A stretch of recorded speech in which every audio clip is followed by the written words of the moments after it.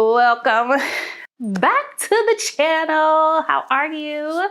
As you can see, I am sitting in my living room at my apartment, not getting ready to move. If you're new to the channel, my name is Whitaker, and I am the host of this amazing channel. This channel has been dedicated to all things building our new construction home. We are at the last part of this process, where all we are waiting for now is what's causing us a little bit of a delay to get the keys to our home. So that's what today's video is going to be about. It's myself, my husband. We're a family of 6. We've got 4 amazing little humans.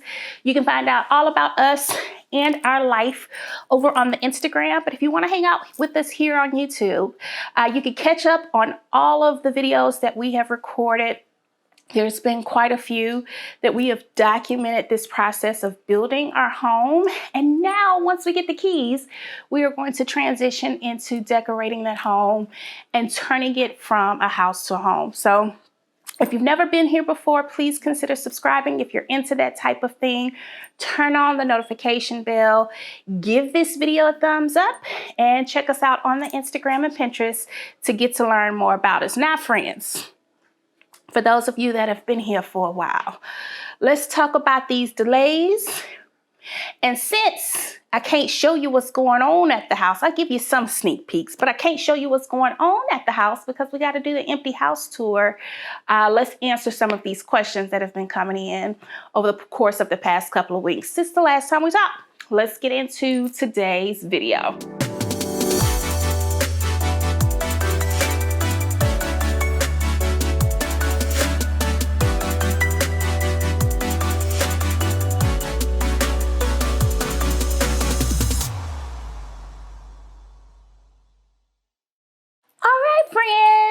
So by now you've probably figured out that your girl ain't moving next week.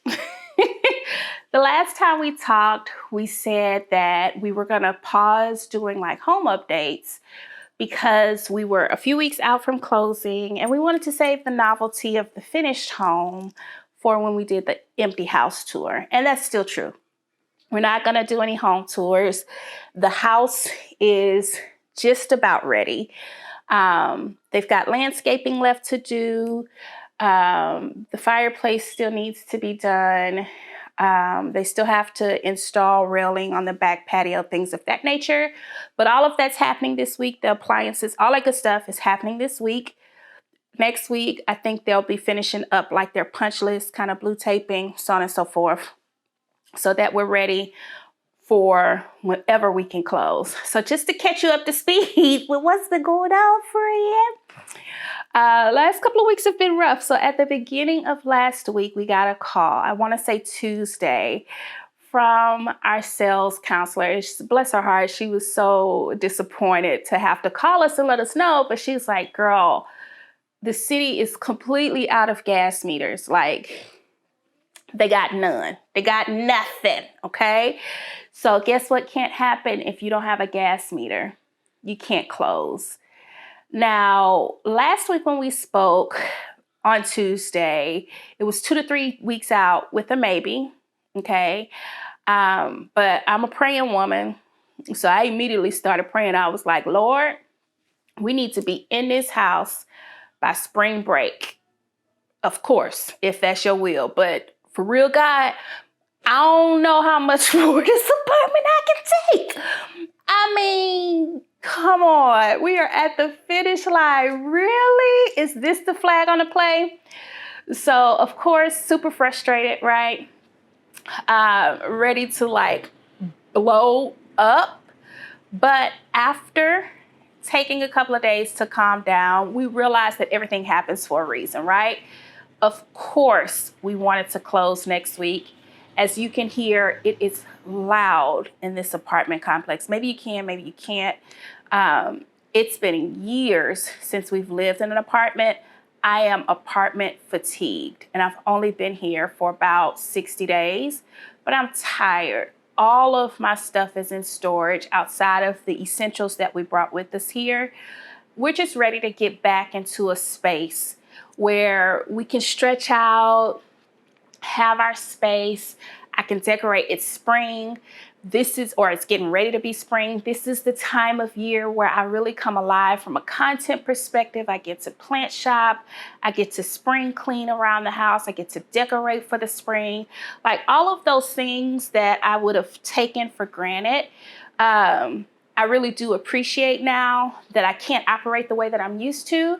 So I think the biggest disappointment is just we're ready to be finished with the fatigue so we can get into this home that we've been going on this journey on for the past 11 months. So yes, the news was a little disappointing, but I posted on my community tab, posted on Instagram, and you guys keep us so encouraged because there's so many of you all that have messaged and said, hey, it happened to me too. It's okay. You know, just keeping us motivated because that was kind of an out of nowhere type of situation. I wasn't expecting that. I was expecting your appliances aren't in, or, you know, we got some work to do still at the house. I was even expecting, hey, you got to move in. There's still some stuff to do. We're going to come after you move in and finish it off. So my construction manager, he's so sweet, so kind. He was like, you know what? We're just going to slow the process down since we got a little bit of extra time. We don't have to rush to get you done. We're going to take our time and make sure that when we deliver your home, it's in pristine condition and you can move in and enjoy your home. And I appreciate that. You know, they're ready to close too, right? This project has been open since April of last year. But what can you do, right? You can't go make a gas meter. It is absolutely zero you can do about it. So at this point, we just have to wait. So the home should be completely done by next week. And all that isn't done, they will take their time to knock out, which is still, I think, a little bit. We had our new home orientation yesterday and we got to walk it. Our inspection got done yesterday. He'll come back out once the gas is on to inspect the things that concern the gas. But yeah, that's where we are. So as excited as I still am, I am still excited. Y'all, I got this clip in my hair. Y'all just gonna let me sit here and talk to y'all on this video with this clip in my hair. That's kind of life I've been having. That is the type of life I've been having over the past couple of weeks. Oh my goodness. Anywho. All right. So since we don't have any updates, or we can't share any updates as far as the design of the house is concerned, I wanted to take today's video to do kind of an answers to some of the questions that have been coming in over the past couple of weeks because y'all been shooting and I've been promising you this video and I've been slow to get it done just because I've been in my feelings, right? All right, so today let's answer some questions that have come through. Let's chat about some things. Those of you all that are either getting ready to go into this process or getting ready like I am to finish out this process, we'll talk a little bit about what you can expect at your new home orientation and then we'll hop off.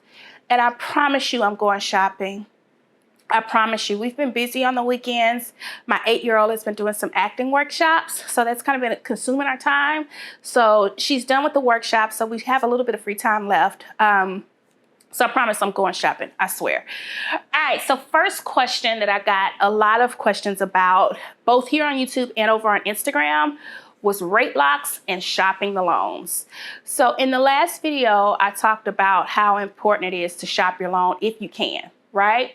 Now, don't take this as financial advice or anything like that because I'm definitely not a financial planner or anything like that. But just as a buyer, this is the third home that we've purchased, right? So anytime we've went to purchase a home, we've always gotten multiple quotes from multiple lenders. And the way that we do it is once we're ready to figure out financing, we will hit our credit one time within like 2 or 3 days. And I think you have up to 14 days is what our realtor told us. But within that window, we'll go ahead and get quotes from different lenders, allow them to pull our credit scores. And there's particular things that we're looking for when we get these loan disclosures, because that's what we're asking for is a loan disclosure based off of what we think the purchasing price of the house is going to be, the address, so on and so forth. So in this scenario, in a new purchase, there's 2 times where your credit is going to be ran. In the beginning, they're going to run your credit just to make sure you qualify. In this climate, 11 months ago, our builder, and I still don't think our builder is doing any contingencies. So what that means is you can't be approved, but have to do something in order to get the approval. When they run your credit, look at your financing, it's going to be as if you're going to the closing table tomorrow. That's going to happen in the beginning, and that's going to happen at the end, like we discussed at our 60-day mark. So in the beginning, you want to get multiple quotes as well, because what we're looking for in the beginning is we want to look for how much is it going to cost us to do business with the lender, which is usually on the second page, left-hand block. I'll insert in text the block that you should be looking at.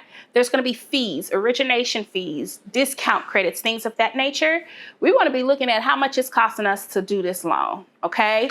Yes, the interest rate is important, right? Because that's going to control your monthly payment, but we almost never look at that monthly payment first.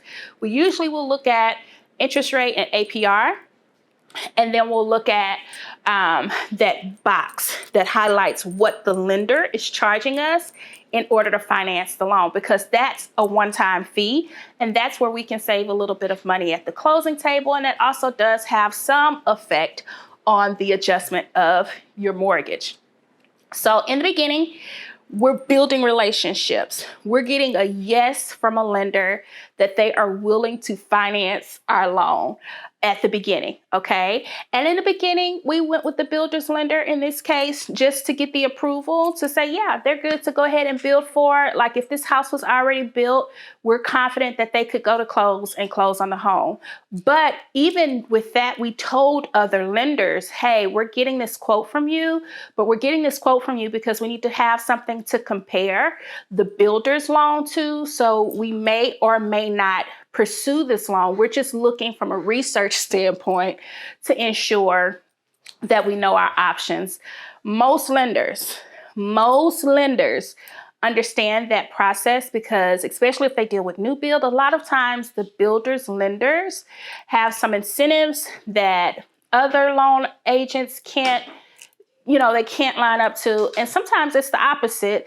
They'll work hard enough to get your business. So in the beginning, we established relationships with some trusted lenders. We asked questions. We didn't go into it blind. You'll find with us, my husband is very, there are certain things that need to be answered for him in order for him to even feel comfortable moving forward in a relationship with you. So we had a list of questions that we wanted to know. How much are you going to charge us? How soon can we lock? I know that's important, and that's kind of on the top of people's radar right now. We'll talk about locking rates in just a second, but what are your lock terms? What are your buy down terms? Meaning, can we buy down the interest rate if we wanted to, so on and so forth. So we ask these questions in the beginning. We get these 2 disclosures, and we determine in the beginning, either one will work. You just need to pass it off to the builder to let them know that you're ready to build. So in our case, our initial approval, we got a couple. We gave the builder their lender's approval because there were incentives tied to using the builder's lender, okay? So that allowed us to build. But then when we came down to closing, we needed to go and redo that process, okay? Because their initial approval expires. They need to make sure you can still afford the home, that you are still finance worthy, okay? So before we get into what to do towards the closing time, let's talk incentives, because that was one of the questions that we had in the beginning as well, or that we didn't ask in the beginning as well, but we should have, because we didn't realize we were going to have so much money in incentives. This has truly been a blessing, y'all. And what I'm sharing with you guys is not typical. Like this incentive part, it's not something that happens all the time. This was just the blessing that we were blessed with. And I'm sharing it with you so that you can ask questions, because it very well could be something that's negotiable. Tell your realtor what you heard and see what they can do, right?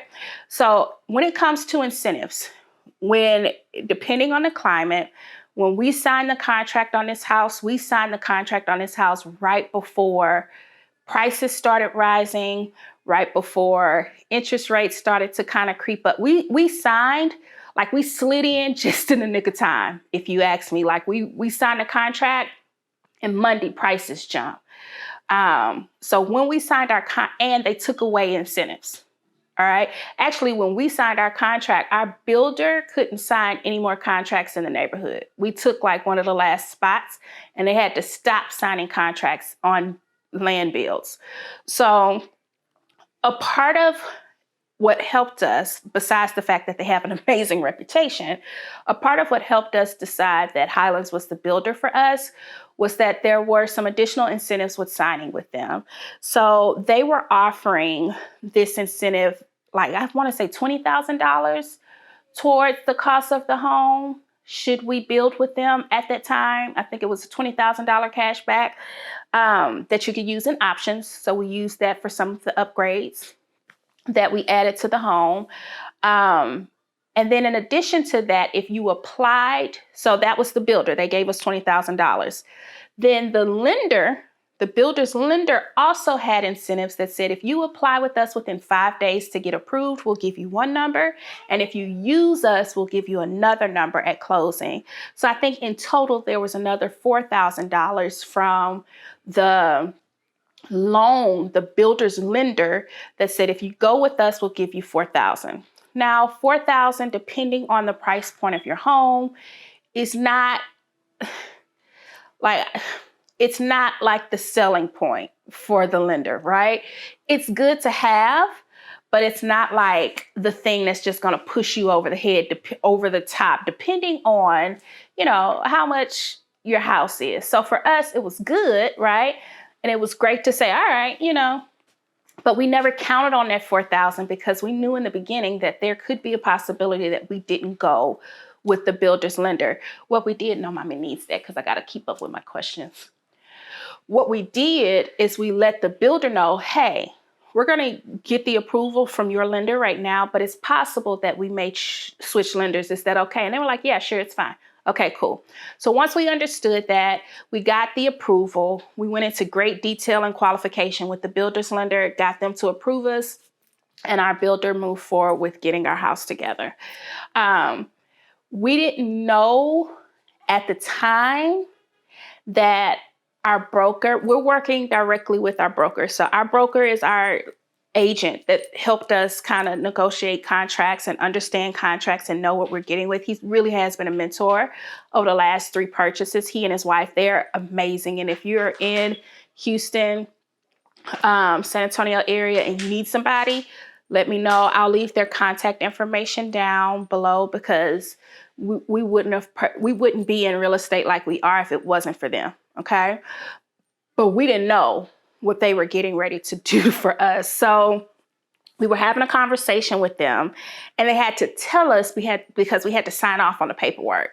So when it came down time for us to go to get the final approval to close, we found out that they had given us quite a substantial contribution to go towards our home. So when I say substantial, I'm talking 5-figure substantial contribution that we weren't expecting.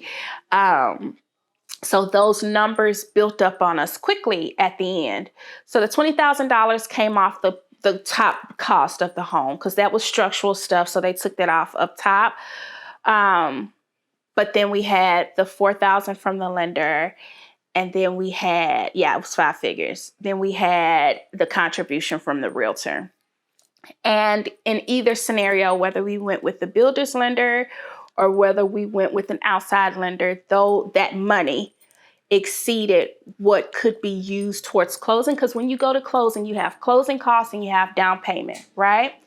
So in this process, and I know I'm getting the long way, but I'm trying to paint this picture for you. So in this process, environment changed, right? We learned that the conforming rate limits went up so you could buy more house and not have to do like a jumbo loan. So our loan terms churned. Our loan terms changed at the end of the process where now we were within reach to getting to conforming limit where we didn't have to bring as much, like jumbo is 20% down, or you could do piggyback loan, where you've got one loan that goes to the conforming limit, then you got another loan and you put your down payment on that loan. So you got a couple of options, but either way, you're bringing a lot of money to the table, okay? So for a price point of our house, we were closer, like we still weren't in conforming loan limit, but it didn't require as much of our cash from a down payment standpoint to get us to conforming loan limit. But we also have closing costs, which are like taxes, insurance, and stuff like that. That's the one-time cost that you will pay. And those costs are a certain number. And that is what can be contributed to by outside people. So whatever you're bringing down, you have to bring that yourself. Nobody else can contribute to your down payment, right? 5%, 10%, 3%, whatever it is, however your loan's formulated, 20%, however whatever type of loan you're doing, you have a down payment, which is usually a certain percentage of the price of the home that you can only do. Oh, excuse me. You're the only person that can be responsible for that, okay? But then you have gifts that you can receive, which is incentives, which can be contributed to your closing cost, okay? Now, if your closing cost exceed the gift amount, there's one of two things that can happen. One, you can leave that money on the table, or two, your lender can get creative in fees and stuff and charge you a certain number in order to be able to utilize all of those funds and where it doesn't affect your bottom line. And in this scenario, that's what happened. Okay, both of our lenders had to do that because the amount of gifts we received exceeded our closing costs. Crazy, right? It's an amazing blessing. It's an amazing place to be. So we had lenders that we were working with because we still needed to make sure that not only were those fees in line, because it's still cheaper with one over the other, right? How much you charging me to use all my money? And is your percentage going to be in line with what I want in order to control my mortgage payment? Is that a lot? I hope that's not a lot, and I hope I didn't confuse you. So when we were going down to the wire, there were things that contribute to that, right? Your credit score contributes to how much mortgage, what your percentage is going to be, right? So we were in the top tier as far as credit score is concerned. You can't do nothing else. There's no, at this point, it's just what's the best you got and how we going to get there? Pretty much is what it was. So when it came down to us getting ready to go to the title company to say, okay, this is the lender that's going to finance this loan, we had two really amazing lenders that we were working with. And I know I've heard horror stories about the builder's lender, but I think everything is based on people. People. And the people that we have had around us in this process have been amazing people. The builder's lender was working hard to ensure we were getting the best deal. The external lender was working hard to ensure we were getting the best deal. And I think it goes back to relationships, how we communicate, and how we maneuver through this process. We're very open, we're very clear, we're very transparent with everybody. We require people's times because we like to talk, ask questions, get all of our questions answered. But we're open books and we don't hold back anything from anybody. So we had two really amazing people going to bat. The builder, we went with him first because that was the original intent, was to just go with him and see what but we did not realize that these other lenders were going to come back with something competitive and better, if I could be honest. When we got the better deal is when it became a tough situation, because at that point we had to go to the builder's lender and say, hey, we got something better over here. We weren't expecting it. We shopped this loan. And you know what he said to us? Okay, you got it. Tell me what it is. And we told him what it is. He was like, okay, hold tight. Give me till tomorrow at noon. And tomorrow at noon, he came back and beat it. So he needed us to go and shop the loan for us to be able to get better terms from him, because without the details of what the loan were, he didn't have anything to go back to his manager, and they wanted to get our business. And it was something that for me, in this environment, I chose to go with the builder's lender because I have anxiety when it comes down to closing and timelines and stuff like this. And remember, we talked about locking, which I'll talk about in just a second. When it comes down to locking the rate, there are some builders, some lenders that will lock. Remember, we couldn't lock. The lender had to get the approval from the builder to say, yeah, if they lock it and something goes wrong, we'll pay for the lock. Because you can lock it. Like, we could have locked it if we wanted to without the builder saying, yeah. But if that lock period expires, which is 60 days, which we got a delay, we don't know if we'll be within that 60-day. Well, we should be within that 60-day window. That's April. April 16th? So yeah, we better be within that 60-day window. But let's just say something happens, right? And the estimated time to close goes beyond that 60 days. If we lock it on our own without the builder guaranteeing that they're going to get us finished within that time frame, we have to pay points, origination points. Remember, I told you on the second page of your loan disclosure, there's a box in the top left-hand side. It talks about all the fees that you're going to pay the lender. Well, if you go beyond that lock period and your builder did not guarantee the lock, guess who's going to pay those fees over there on the left-hand side? You are. But if you get the guarantee from the builder, then the builder will do that. But the builder works easier with their lender, right? So for me, I was like, I just want all of this stuff to be in-house. That way they're in constant communication. Something happens, it's on them. It's not on me. And that's where my peace is right now, that I ain't gonna have to pay a couple $1,000s if this goes beyond the lock. Do I expect it to go beyond the lock? No, but I didn't expect to get pushed back 3 weeks either, waiting on the gas meter, So that is shopping your loan, the logic behind shopping your loan, what happens when you shop your loan, and rate locking. There are companies, like in the beginning, we talked to a company that said originally that they would lock our loan for 240 days, 6 months. Well, she changed mortgage brokers, so the new broker wouldn't lock any longer than 60 days. But there are some brokers out there, some mortgage brokers that will lock for long term. It's going to cost you. That second page, top corner in the left-hand box is going to cost you, but you can pay the lock if you want. You can lock whenever you want. But knowing when to lock, and if you do lock, one of the questions that I kept saying is, if I lock this loan now and the rates go down, what happens if the rates drop? Can I get the lower lock rate? And that's where you have the float down option. You want to ask about the float down option and how that option works. Some lenders will give you one float down within a specific amount of time to closing. Others will do it different, but you always want to ask, what's my float down option if I lock now? Okay. So that's interest rates, locking, and shopping your loan. Okay. We even talked about the incentives. All right. So the next question I got is, how do you prepare while your home is being built? And this is a good question because I think during that time, your lender will tell you, if you listen closely enough, your lender, when they give you that initial approval, will say, don't make any large purchases without asking me first, and don't go and do anything as far as your credit is concerned. And the reason is because you want to keep your debt to income ratio low. So if you go open new credit, that can affect your score because it's a new account, so that could drop your score, which if you're bordering approval, could take you out of approval, right? So if you do that, it's going to affect the terms of your loan, but then it also affects your debt to income ratio. The age of your credit has things to do with it. So you don't really want to do anything with your credit, and that's hard. For me, I'm a business owner.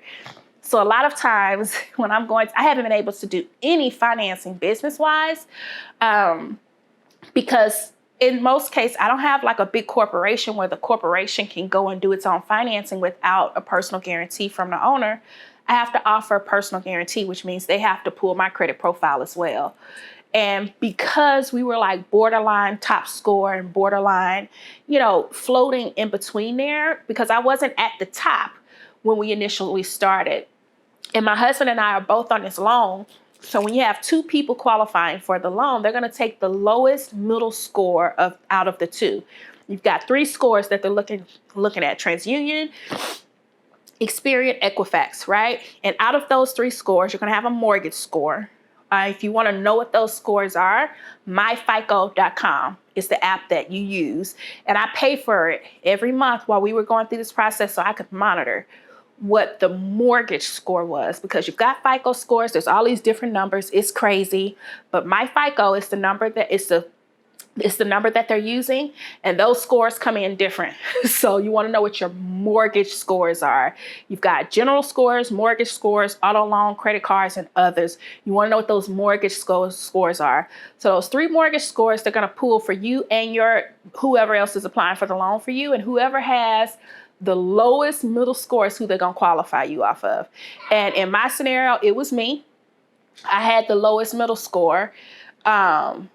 And that middle score was teetering between top tier and not top tier. So it was important that I kept that bad boy up and didn't do anything crazy. Him as well, because they're looking at both of our income. But it was important that I kept that score intact, because that is integral to your interest rate, and we want to play with our interest rate. So we made sure that during that time, we looked at my FICO and said, okay, what can we do to increase this rate? What actions can we take to increase our credit score? And that is what we focused on, increasing our credit score to get the best financing options for the loan. We paid down debt if it was going to help. My FICO will help run some scenarios to help you understand whether or not you could pay it down. So if it was going to help, we paid off debt. And I learned when to pay the credit card so that it would report and make my score jump, if that makes sense. So I focused on nothing but credit. And that was what was able to help us get us in that range where I guess we were competitive and we were in fighting range ultimately for lenders. So that is what we did. We didn't buy anything big. We didn't buy furniture. We didn't buy appliances, and we can, but we didn't buy furniture. We didn't buy appliances. We didn't finance nothing new. We didn't go and get no cars, nothing. All of that stuff, we will wait until we close. Now, we have rental property. Oh, child, I was just talking, and I didn't even realize the camera had went off. Anyway, I think we were talking about how to prepare while you wait. So we have rental properties. We had some purchases we had to do with our rental properties. We had an AC unit we had to replace. We had some costs that we incurred during the winter storm as it relates to deductibles with insurance and stuff like that. Those things were fine. We just had to explain them to the lender if they asked, but they were at the beginning part of the year. Honestly, because our loan changed from a jumbo loan to conforming loan, all I wanted to see is that we got the money for the down payment, and then we're good to go. So for us, and we didn't even know that the conforming loans had changed until December. We were like, I wonder if we could take advantage of that. And then when we asked our lender, they were like, yeah, you can do that. So that's what we did to prepare while the house was being built. We just stayed qualified. We kept our game on, and we didn't do anything credit-wise to, we didn't do anything credit-wise to jeopardize us being able to close on a home. So once that was done, we got my score up to where it needed to be to get the top tier pricing so that we knew we had the advantage, and we just waited. We made sure, I know somebody asked us about who's on the team. There are a lot of people on our team, and there was a lot that took place in order for us to get to a point where we were even ready to make a purchase like this. So our broker and his wife, we would not have purchased any of the homes. It's been the same broker, except for when we came down here, because they couldn't help us sell. They couldn't help us buy resale. Like if we would have purchased a home that wasn't new construction, we would have had to use someone else because they weren't going to do that, but it was new construction. So the process is pretty straightforward. So they were willing to mentor us through the process. But without them, we wouldn't have purchased any of the homes. Even when we didn't use them to get down here, they were still our advisors when we initially moved to the San Antonio area back in 2019. 2019, 2018, whenever we got here, 2019. When we originally got to the San Antonio area, they were our advisors. They helped us work with the realtor that we were working with.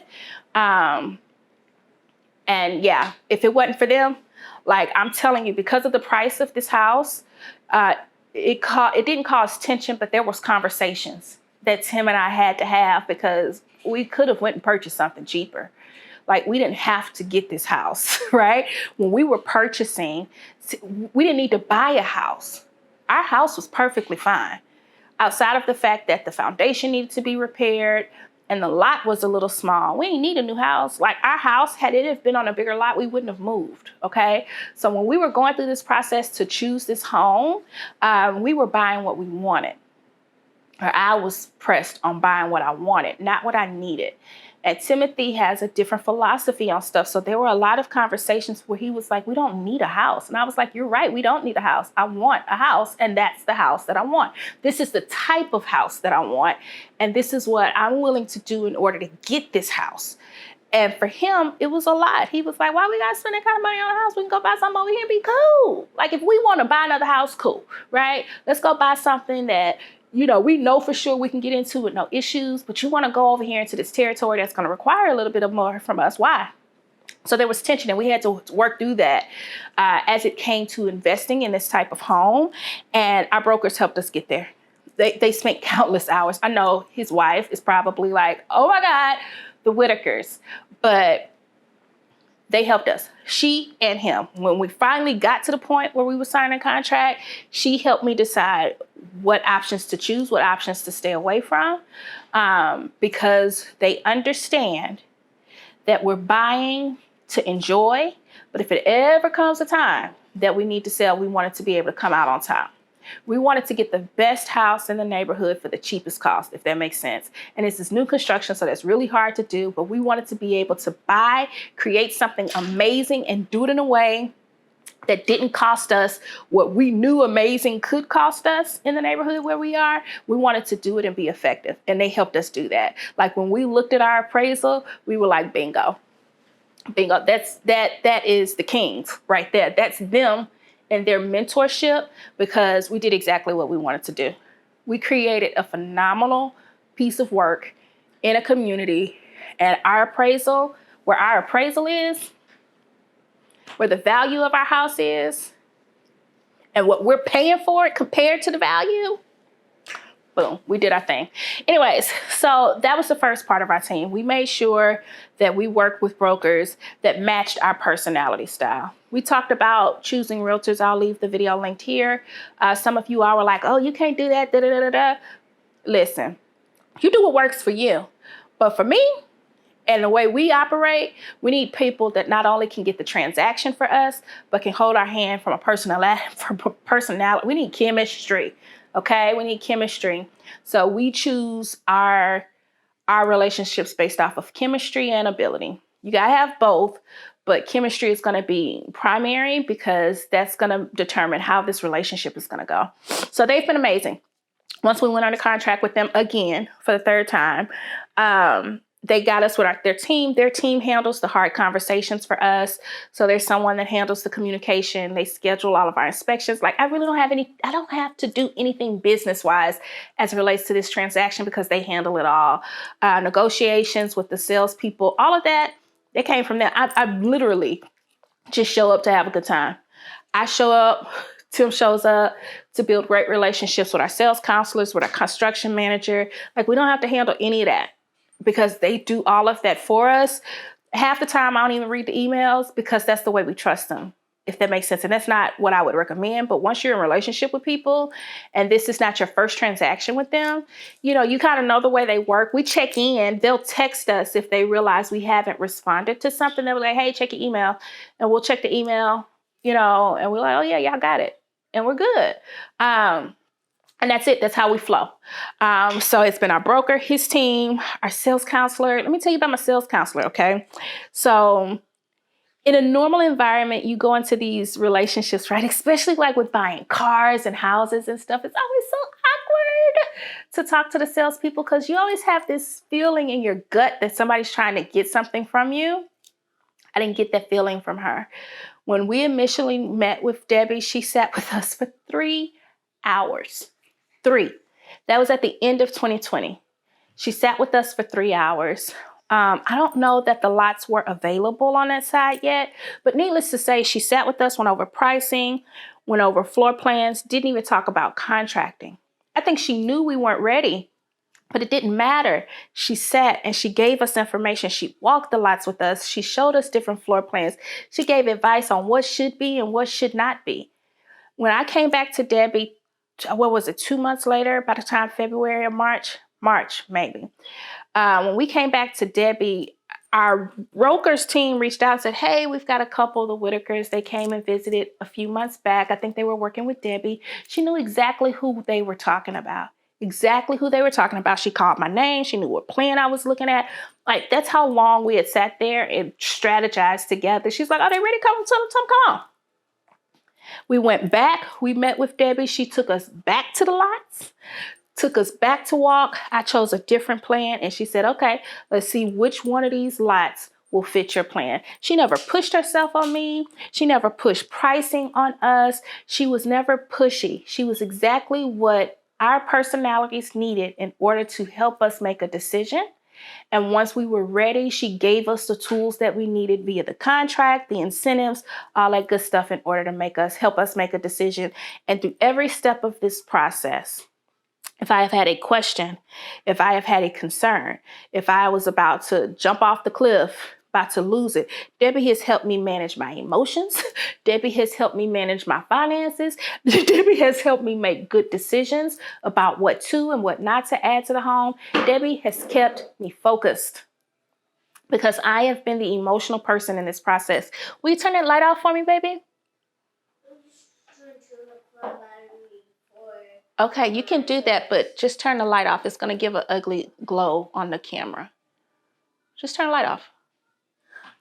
There you go. Thank you. But Debbie has helped me keep it together. Like, she knows because she's there. She's got years of experience doing that. If I stop in the office and I stop to chat, Debbie stops and talks. Lindsay too. We didn't get a chance. I think Lindsay thought I was a figment of Debbie's imagination because we would always miss each other. But these women, even when they said no, because there were times, even more times, even outside of Tower Bar Gate in the bathroom, even outside of that fiasco, there were times where the answer was no. Give me that. Give me that. That's not a toy. That's not a toy. Give me that. That's my camera battery, girl. Sorry. No, ma'am. You don't need a battery. Oh, you need a battery for that? Okay, I'll help you when I'm done. Because I don't know where it is. Okay, I'll help you when I'm done. Because my toy is not working. Okay, I'll help you when I'm done. But those women, even they've had to tell me no on several occasions. And the way that they say no, hey, we can't do this, so on and so forth. It's not been a bad experience. It's just been a clear, open, communicative experience. It's been helpful, it's been resourceful, and it's been amazing. And you need that. So when you're choosing your builder, I know some of y'all think I'm extra. We read reviews, we go to the BBB, and I'm looking for the bad reviews. I'm looking for the bad feedback. What was it about your experience that you didn't love? Because we all are going to talk about the good stuff, right? But what was it that you didn't like? I need that information. So I was looking on Highlands. Where you at? They had the least amount of BBB negative reviews out of all the builders we had dated. And the stuff that we did see was kind of like, oh, I don't know, that was kind of on you, sis, right? So they had the least amount of negative feedback. Not that they don't make mistakes. I think everything is based on people. But for us, when we met with her, we went to other neighborhoods right here in the San Antonio area, other neighborhoods, and salespeople, because of the price of the house, were not helpful. Yes, with Highlands. I won't name the neighborhoods. I won't name the people because I'm not going to do that. But we went to other neighborhoods. And because of what we were looking at, the product that we were looking at, they just didn't offer the type of help. But not here. We love the community. We love the neighborhood. We love the people that were working to help us get into the community. And when we met Mike, which was our construction manager, it was the same thing. He was helpful. He answers questions. It's always a yes. Even when it's a no, it's a yes. He problem solves. He stays calm, even when I'm not. Like, so those people are a part of our team. And I think with the help, and they know it. Like in the beginning, they were talking to our broker. Our broker's team was in communication. They called our broker. Debbie was the one that told us that our broker was contributing to our sales process because it was supposed to be a surprise. It was supposed to be a surprise. But she found out, she called, she was like, hey, did you know this? And we were like, oh, yeah, we knew. We knew they were going to do something, but they didn't tell us how much. She's like, yeah, girl, that's what it was. She's like, that's amazing. That's amazing. But you got to sign this paperwork. So it's been that. So that's been our team. So when you're looking for people to help you through this process, especially if it's your first time, forget what everybody else say. It's not just a transaction, okay? You're purchasing something. I don't care how big or how small the amount of your house is. You can be buying a house for $200, okay? You are purchasing something that is going to have a grand impact on at least 15 years of your life. Get people that are just as invested in that process as you are, that you vibe with, that your personalities click, that ain't afraid to answer your questions. We have quirky personalities. We know that. We know that everybody can't handle all the questions that we're going to throw at you. We know that everybody is not going to handle the direct approach that we take if there's something that we don't like. We understand that. So we choose to work with people based off of their personalities. If Debbie wasn't in that office, we wouldn't have purchased where we are. Yes, we like the neighborhood, but we also knew that we was going to have to work with her for a long time. So we wanted somebody that we didn't have to fight with and we didn't have to argue with, that even when stuff got bad, they weren't. Even when I was having a tissy fit about the stuff in the bathroom, she called the broker. The broker gave her the affirmation that she needed to call me. Like, that was the circle that we built when we started this process, because we knew, one, I'm an emotional train, right? I will go from 0 to 900 quick. So I know that you got me over here emotional. You got Tim over here with 999 questions. You think I ask a lot of questions? You ain't met Tim like that. Tim gonna ask you 9 million questions. Sometimes he's gonna ask the questions 2 or 3 times different ways to see if there's a different answer. Like, I hate being interrogated by my husband, because I know once he get into this moment, girl, man, it's over. So we needed people that could support our quirkiness and that we found trusting enough to help us through the process. So that's our team. And that's where we are. We are in a holding pattern. At this point, we ain't got no close date. We don't know when we close, and we just gonna move it Monday to Monday. Until the gas, we just come in. What can you do? But once they're in, that process will go by, and then we'll have an official date, and hopefully it's sooner than later. I am praying that we will be all moved in by spring break. That's the goal. That's in 2 weeks. 2 weeks. Yeah, that's in 2 weeks. I'm hoping in the next 2 weeks everything can get finalized. That's mine. That's mine. Hoping in the next 2 weeks, everything can get finalized. We can get the keys. We can give you the empty house tour. We can get the cleaning them big old doors. Like, I ain't never been so excited in my life. But despite the delays, we're still in good spirits today. Last week, I was a little bummed. I was sad. But this week, I'm not. I understand that everything happens for a reason. There's still quite a bit that needs to be done. So I want them to take their time. You want to use it? Okay. I want them to take their time. Don't write on that, though. Mommy needs that. I want them to take their time and finish well. I want to get across the finish line and turn cartwheels in the house. I think I'm going to try to turn a cartwheel when we move in. I don't know. I ain't promising that. But we'll do something fun. And we're going to have a good time. And that's it. That's where we at. So thanks for sticking around. I know this video was long. I apologize for it being so long. I just wanted to get the answers to those questions out. I'm going to go shopping at some point. We got to buy like a refrigerator and stuff. Morgan has been, our 8-year-old, has been, our 9-year-old now. She's been having a lot going on the weekends. She's trying to be an actor, so she's been having some workshops and stuff going on. That's been taking up a lot of our time on the weekends, but she's finished with some stuff, so we may get some weekend time back where we can go and date and shop and stuff like that. So we'll record that time when we get it. But for now, that's today's video. Be sure, if you haven't already, to subscribe to the channel. If you like it, I assume if you're still here, you like what you saw, girl. So subscribe to the channel, hit that bell notification, connect with us over on Instagram Instagram and follow us on Pinterest for home decor, inspiration, ideas, and resources. That's where our blog will be. Once we move in and start designing, I'll be listing everything. It'll be in the blog post. And you'll be able to go to the blog, see it, and check out and do all that kind of stuff. So that's it for today, guys. Thanks for sticking around, and I will see you hopefully really soon. Yeah. Bye for now.